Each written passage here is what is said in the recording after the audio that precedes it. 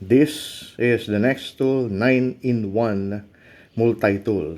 This is a wrench type multi-tool, and it's also known as the Nextool Vanguard. So, tingnan nyo, no? Color is black. It's well made. It's heavy enough, around 282 grams. Yeah, Nextool. And the main tool is actually itong wrench. No? Itong wrench na to, it will open up to a maximum of around, meron akong ruler. It will open up to a maximum opening of around 2.5 centimeters. Ayan. And in inches, that would be around an inch. Oh, ayan. So, malaki siya, no? It's big enough. Actually, yung leverage na maibibigay nitong tool na to, dahil maikli lang siya, hindi enough yon para mag-open ng ganito kalaking nut or nut and bolt or to tighten enough. Pero at least you have that leverage na, I mean, you have that capability na up to an inch pwede.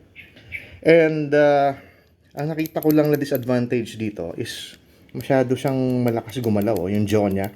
Oh, masyadong malaki yung wiggle. Even if you adjust it, yan, no?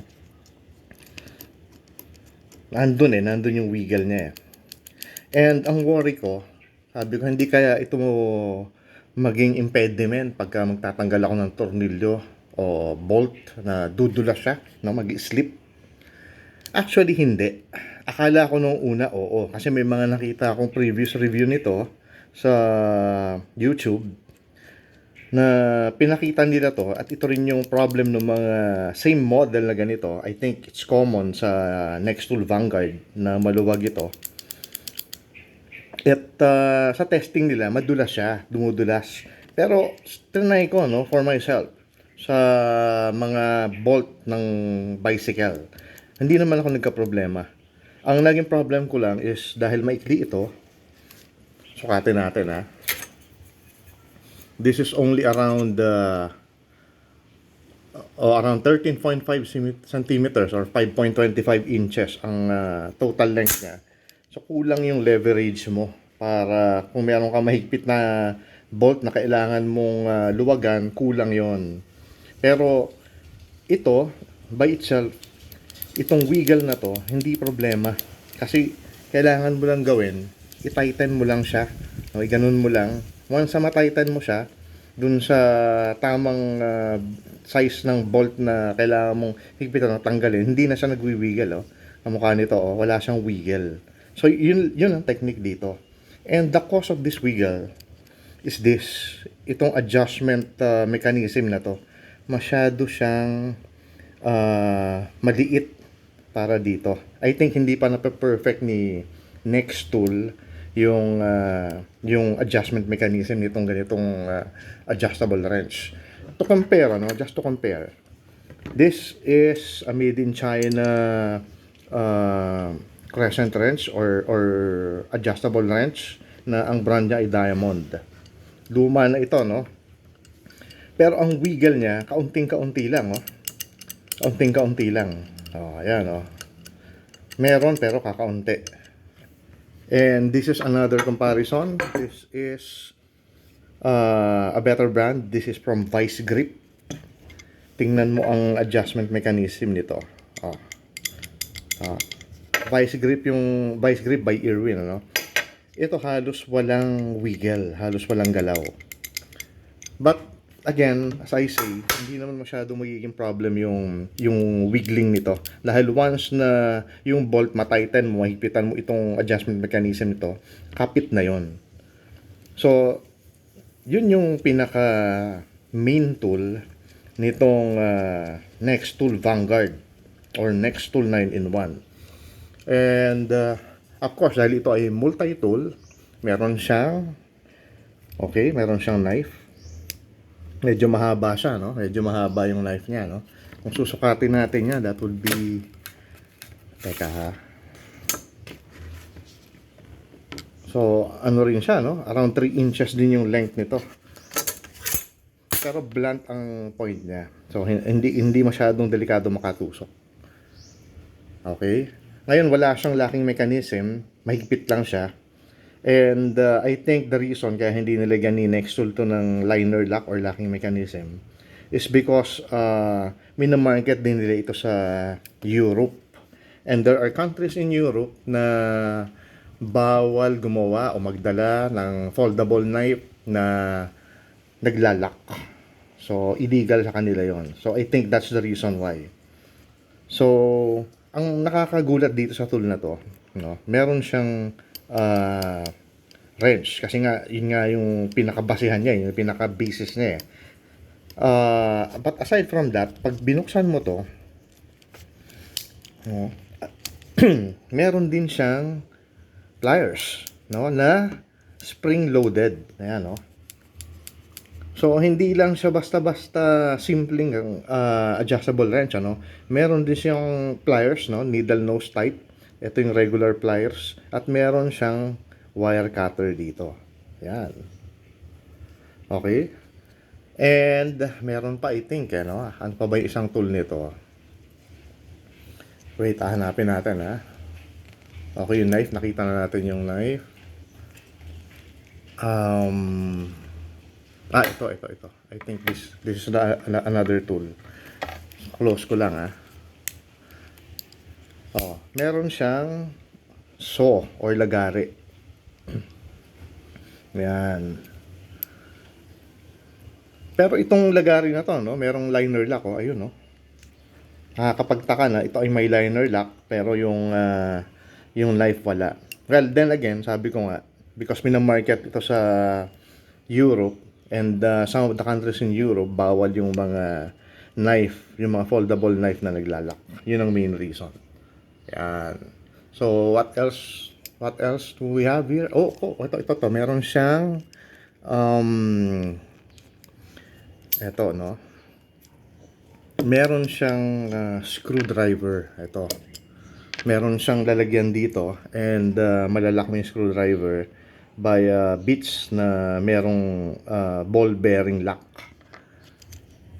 At pwede mo siyang, I think ganito, no? Pwede mo siyang ilagay dito. Okay. So, kahit medyo malalim yung dudukutin mo para tanggalin o higpitan yung screw mo, pwede, no? Kasi pwede dito. Tapos, pwede rin ilagay mo ito dito, oh. Pwede dito. So, if you need more torque, yan, ganon. Okay, di ba? And I think tatlo ito, ano? Meron pang isang lagayan to, which is here. Ito. I think you will be going to, or you will be using this kung gusto mo ng additional torque pa. Kasi pag binuksan mo to, paano ba to? Teka, yan. Pag binuksan mo siyang ganyan,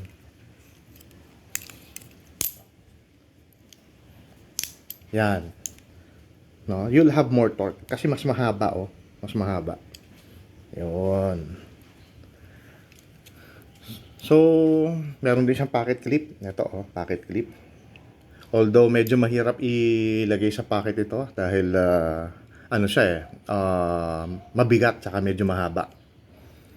So, babalik ko lang itong ano, no? So, we have a Phillips bit, screwdriver bit, and a flathead screwdriver bit. Huli ko lang, ha. Dito binabalik yan. Okay. So, anong masasabi ko dito? Anong pinaka-conclusion natin? Well, it's a capable tool, especially yung wrench niya. Itong adjustable wrench. Kahit na sabihin natin na malakas yung wiggle niya, sabi ko nga, once na ito ay na set mo dun sa nut na kailangan mong higpitan or kailangan mong luwagan, wala namang problema. So, okay siya. Ang nakita ko lang dito, no, parang kasi ito, dadalhin mo to pagka ikaw ay nasa mga mechanical things. Normally, halimbawa, nagbibisikleta ka, nagmumotorsiklo ka, o kaya pwedeng ilagay mo sa kotse mo to.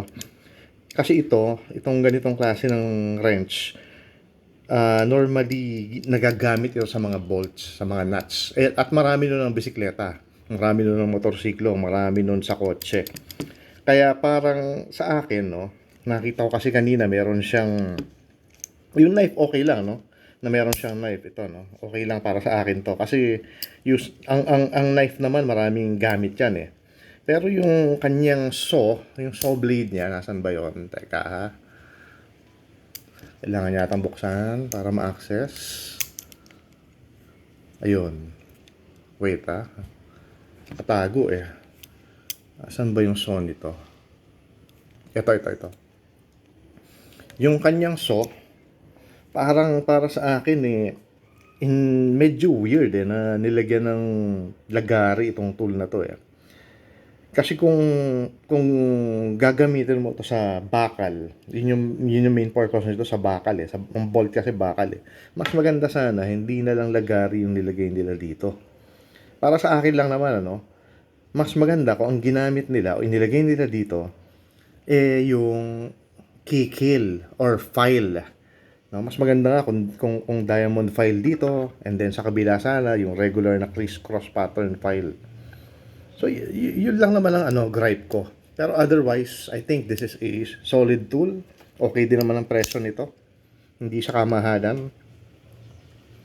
So, that's it, no? That's my review for the Nextool Vanguard or Nextool 9-in-1. So, all in all, it's a capable tool. Although, na-weirdohan lang ako na hindi nila ito nilagyan ng keykill or file. No, nilagyan ito ng saw or lagare when for this type of tool in my opinion, in my personal opinion, mas useful sana kung file yung inilagay nila. That's it. Thank you.